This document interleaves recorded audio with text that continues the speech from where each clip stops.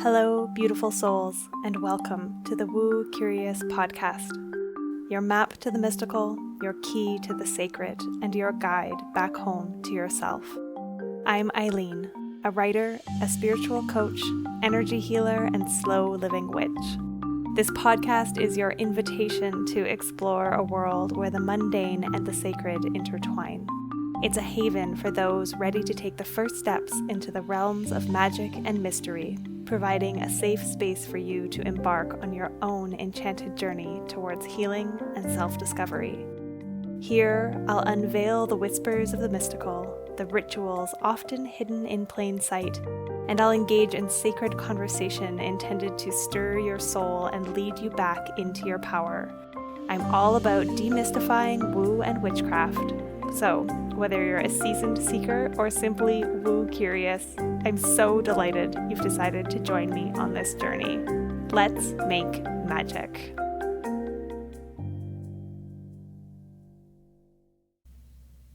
Hey Woo Crew, a brief interruption to invite you into an offer that feels extra potent at this time of year. Through the deep stillness of November, the veil between worlds grows thinner. This is the time when messages, guidance, and insight flow more easily from the unseen realms, and that's what makes Soul Council sessions so potent right now. In these 45-minute guided journeys, I help you to call a council of your spirit guides, ask your questions, and receive the wisdom that is waiting for you. You'll leave with clarity, comfort, and a recording to return to anytime you need to reconnect. If you've been feeling the nudge to seek guidance, to ask what's next, or to feel your connection to the beyond, this is your sign. I've created a discount code for all of you to use through the month of November if you enter SAMHAIN, that's SAMHAIN, and the number 15 at checkout. You'll receive 15% off towards your session. Book your Soul Council session now at myluminouslife.ca/soul-council-session and harness the magic of this liminal time. Hello, Woo Crew, and welcome back to another episode of the Woo Curious podcast. I am your host, Eileen, and I'm here today with another solo episode for you.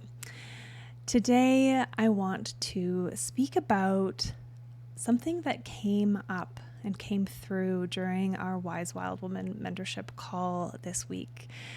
I'm recording on a Tuesday. We met as a group yesterday on a Monday for what is called our Learning and Connection call. And these are calls that I usually bring some teaching to, a topic that we anchor into, focus around, and I quite deliberately decided yesterday that I wasn't going to prepare a topic ahead of time. And as I sat down to step into this space and encourage some reflection and integration of what we have already been learning about and sinking into over the course of these past seasons, the story of Mish came plummeting into my head.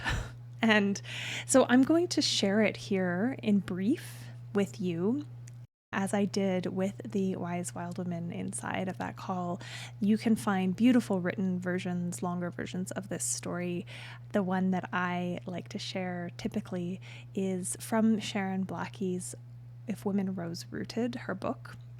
And I am not going to go into really great detail with the story for you here today, but I'm just going to give an overview of what this story is about. So the story of Mish, and that's spelled M-I-S. And this is a story of madness, of divine feminine madness. And so loosely told, the story goes thus.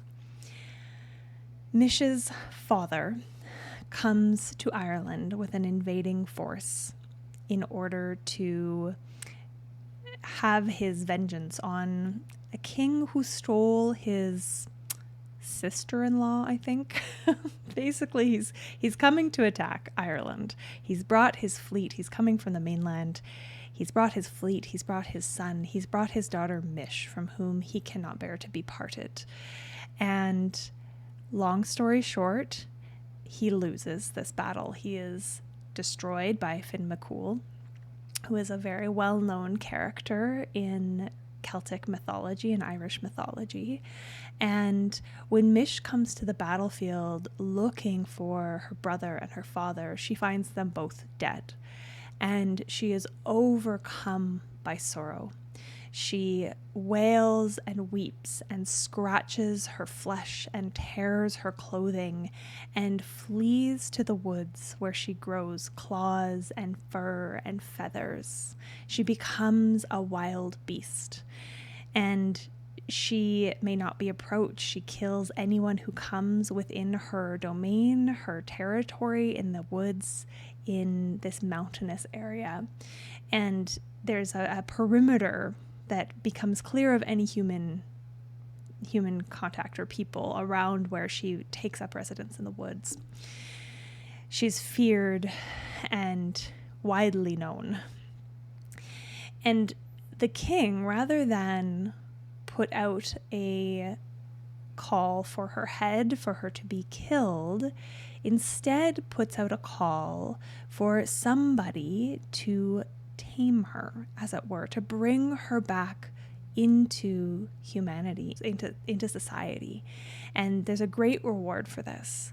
But so fearsome is Mish in her divine madness that all of the warriors of the land don't feel like the reward offered is worth their lives, and no one will take up this task until a beautiful young poet and musician decides that he will. And so he takes the king's gold and silver, he goes into the woods, and he goes only with a bag of provisions, the gold and silver, and his harp. And when he gets to a clearing in the area where Mish is known to reside, he lays down his cloak, he takes off his clothes, and he sits down and he plays his harp and he sings. And Mish creeps near and he continues to play. And this part of the story kind of goes on through the days, how she's enticed to draw near, how he shows her bread, how he shows her his manhood, how he shows her music, and the pleasure of bathing in the waters and of making love on the grass, and brings her back into a connection with her humanity slowly. She sheds her feathers, her nails are cut short again, her fur and her claws, they go away, they shed, they fall out. She returns to herself. And it is through this poetry and music and food and lovemaking, the sensual pleasures of life, that Mish is returned. And eventually, Mish and her poet, I'm not going to try to say his name here because I don't have it in front of me, and it's quite an Irish or Celtic name, and so we'll just call him the poet for now. She returns to court with him, and they are madly in love. They get married. I believe she has a child by him. And one day, some years down the road after returning, her beloved is murdered by the jealous warriors. Somebody, of course, a man, is jealous that this man got this gorgeous woman and all this money, and they were too cowardly to go and get it themselves. So there's probably a little bit of that sense of shame as well attached to this. In any case, Mish's lover, her beloved, her husband, is murdered. And this time, rather than flying into a madness of grief, she channels her sorrow, her grief, into poetry, and she writes a lament. I think, it's probably she wrote a keen for him. In addition, I suspect. I'm taking a keening course right now, which is the ancient Irish and Celtic practice of wailing and weeping for the dead, but it's singing, and a lot of it is singing and telling the story of the deceased. So I told this story at our gathering yesterday on Monday in the Wise Wild Woman Mentorship Program, because I think that there is a lot of wisdom here in the story of Mish and being overwhelmed by the grief of the world. There is a lot in this world that could drive us to madness for the grief of it, especially if we try to hold it all. And I think that there is a place for divine madness, for letting ourselves go to, for embracing that wildish part of our natures, for tearing our hair, for wailing and weeping, for retreating from society. And we can't do that forever. And we can't do that in response to every grief, because otherwise the whole world would be mad. We'd always be mad.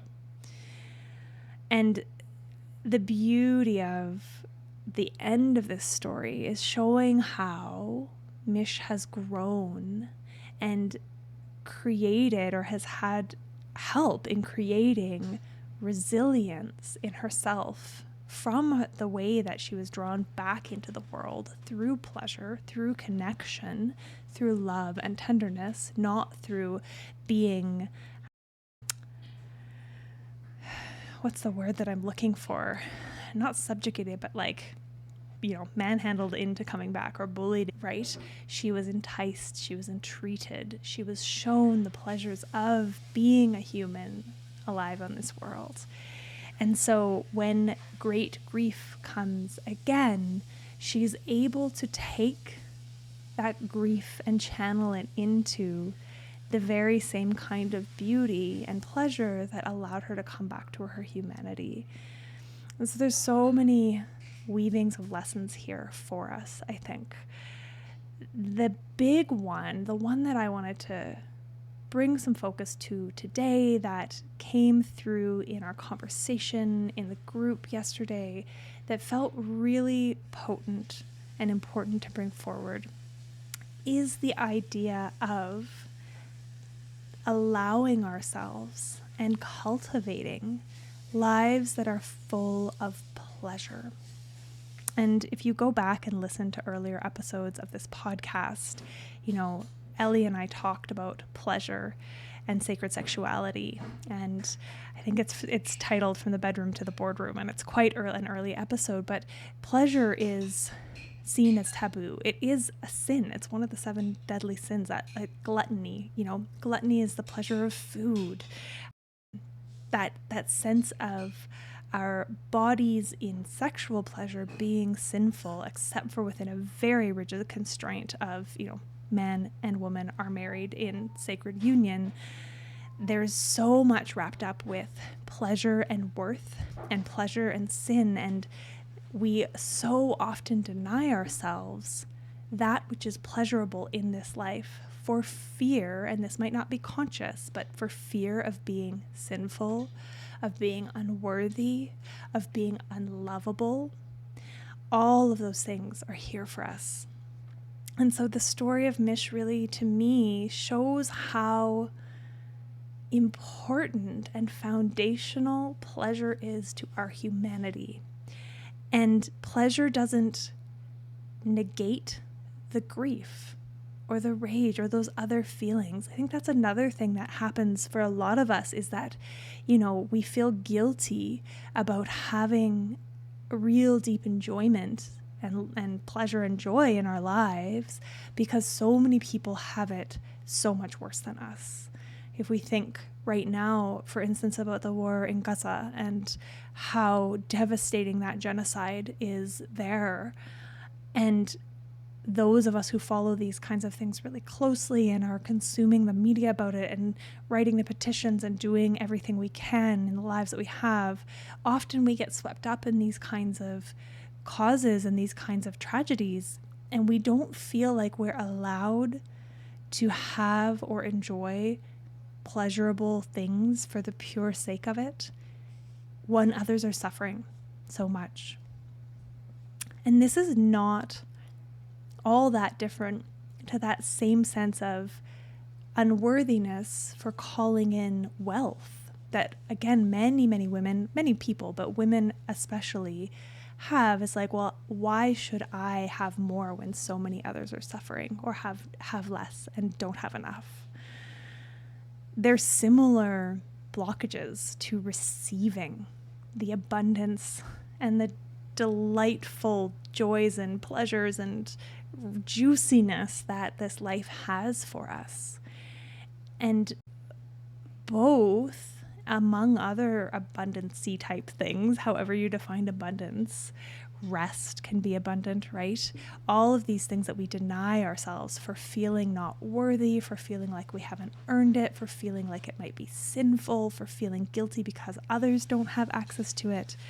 They're all ways that we could be filling up our well. And you may have heard me share the metaphor of the well before. Everybody's heard that you can't pour from an empty cup. And every woman I know is like, oh yeah, but I've got a bucket. Cool, you probably do. You are a woman alive in the patriarchy. We've all had to carry around a bucket to keep dipping into when that cup gets empty. But that bucket has to get filled from somewhere too, right? And so if we think about the metaphor of the well, if we've got a well with a really low water level, and we have to drop our bucket a long way down into that well, and then we have to expend effort to haul that bucket back up with the water, spilling some as we go. Sure, we have a full bucket again, but once it's out, we have to go through that whole process again. Whereas if we think of a well, in the sense of the wells of Ireland especially, where it's just water bubbling up out of the ground and pouring all around that well space and watering everything abundantly. That's what we want for ourselves, for our lives. So I'm going to leave you with this idea here. It's a nice short and sweet episode for today. The story of Mish, the divine madness, that expressive grief. Again, a whole nother topic we've covered here before, that idea of how uncomfortable our culture really is with grief, and how it is pleasure that makes us human, that allows us to create and enjoy this life that we are walking in, that we've chosen. Yeah, I would love to hear, as always, how this lands for you, if anything's coming up. Oh, one more thing that I wanted to share because it was hilarious. One of the women inside of my group was saying that she really felt the story of Mish. She felt like she was in a very chaotic place and she wanted to come out of the woods, but she didn't know how. She didn't know why she was in the woods to begin with, and just this sense of like, oh, how do I move forward from here? And when I shared about how the poet, this musician, lured Mish out of the woods, she jokingly said, Can I just have like a naked musician come and take me out too? And that's when we got onto this topic of pleasure. And so, this is where we'll wrap, because this is a beautiful way for you to take what you've been listening to here forward and put it into your life in a way that can help you. Is, okay, yes, you're probably not going to have a naked musician come up and like woo you, although maybe you are.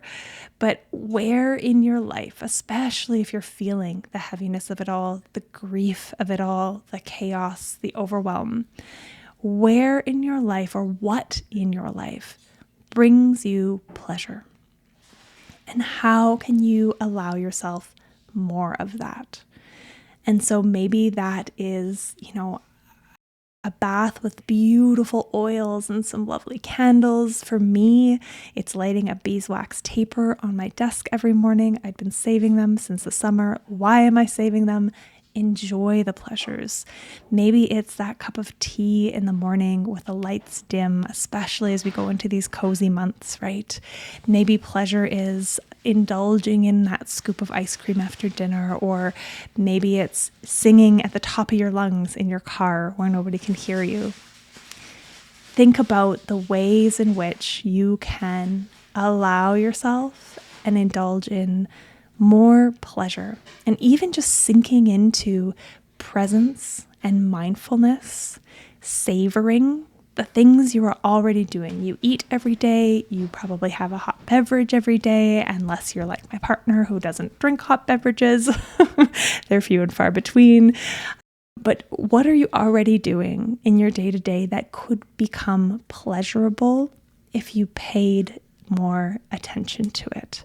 So that'll be my encouragement to you, my challenge to you, is to savor something in your life today and continue to find more ways to do that. You may find you don't need to add a thing to what you're already doing to weave more pleasure in. All right, Woo Crew, I'm going to wrap that up there. Next week, I will be back with a guest episode. And as always, if you liked this episode, if you like this show, please leave a rating, a review, like, subscribe, comment, share, all of the things. It helps ever so much to get the word out there. And yeah, I will see you here again this time next week. Bye for now.